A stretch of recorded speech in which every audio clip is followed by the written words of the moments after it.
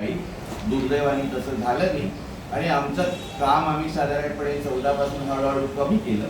नंतर आम्ही डिफंक्ट झालो. मनात होतं की आपण जे रजिस्टर केलं होतं ते परत करून टाकावं, पण आमचेच काही मित्र आम्हाला म्हणाले की असं करू नका, कधी ना कधी या बॅनरचा उपयोग होईल. आणि आमच्या मित्रांनी ते बॅनर आजपर्यंत सांभाळलं आणि एक प्रकारे हा एक चांगलाच निर्णय होता त्या बॅनरचा आगामी उपयोग. मी फार काही जाणार नाही. माझ्या बाजूला त्या ठाण्यापासून त्या विठ्ठल चेंबर्सपर्यंत मी 7 फेऱ्या मारल्या. इथे सुशील चव्हाण बसलाय. मी समक्ष त्या आमच्या हेल्थ एज्युकेशन मिनिस्ट्रीकडे जाऊन निवेदन दिलं. 7 तारखेला मी MCIला निवेदन दिलं. 13 तारखेला मी एज्युकेशन मिनिस्टरना निवेदन दिलं आणि आत्ता एक 12 दिवसापूर्वी मी मुख्यमंत्री, माननीय मुख्यमंत्री आणि माननीय पंतप्रधान यांना निवेदन दिलं. त्यातली गंमत अशी की मला रिव्हर्स मेसेज असा आला पंतप्रधानांच्या कार्यालयाकडून की आमचा तो पंतप्रधानांच्या कार्यालयाकडून नाही, ईमेल कडून, की तुम्ही त्यांना सांगा की तुमचा ईमेल फुल झालेला आहे, त्याच्यामुळे नवीन ईमेल घेता येत नाही.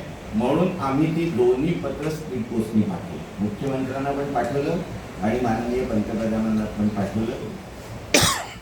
एवढ्यासाठी सांगतोय की केवळ तुम्हाला आम्ही आत्ता बोलवलंय आणि आम्ही काल काहीतरी शोधून काढले तसं नाही. आम्ही त्याचा योग्य प्रकारे पाठपुरावा करतो आणि हा पाठपुरावा शेवटपर्यंत करू. पण आम्ही आत्तापर्यंत जे जे काही केलं त्याला 0 प्रतिसाद मिळालेला आहे.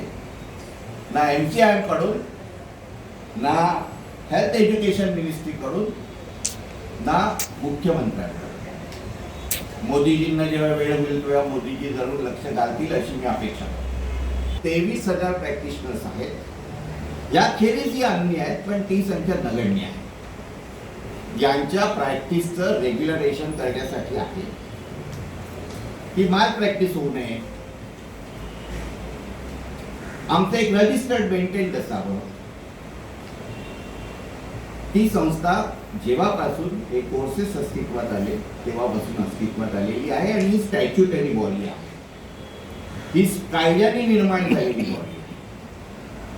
इतके दिवस आम्ही रजिस्ट्रेशन करत होतो आणि ते आमचं आयुष्यभर चालत होतं, आमच्या आधीच्या चालत. एक 5-7 वर्षापूर्वी किंवा 10-15 वर्षापूर्वी यांनी ठरवलं की त्याचं दर 5 वर्षांनी रिन्युअल झालं पाहिजे. आम्ही पण म्हटलं रिन्युअल झालं पाहिजे तर झालं पाहिजे. आम्ही रिन्युअल करून घेत होतो. त्याच्या आधी काहीतरी जुजबी फी होती 300-200 रुपये, ती त्यांनी 2000 केली. त्याच्याबद्दलही आमची तक्रार नव्हती. आता फी मधून किती पैसे मिळतात बघा. फक्त 2000 रुपये घेतले, आता ते 3000 करतात असं ऐकलं तरी 1,23,000 गुणिले 2 एवढे पैसे त्यांना मिळतात. सांगायचा मतलब असा की यांच्याकडे ॲडिक्वेट फंड्स उपलब्ध आहेत त्यांचं कामकाज चालवायसाठी. याच्या आधी काही न घेता पण चालत होतं. त्यानंतर WHO असं सांगितलं की प्रत्येक वैद्यकीय व्यावसायिक हा नव्या ज्ञानाने परिपूर्ण असला पाहिजे.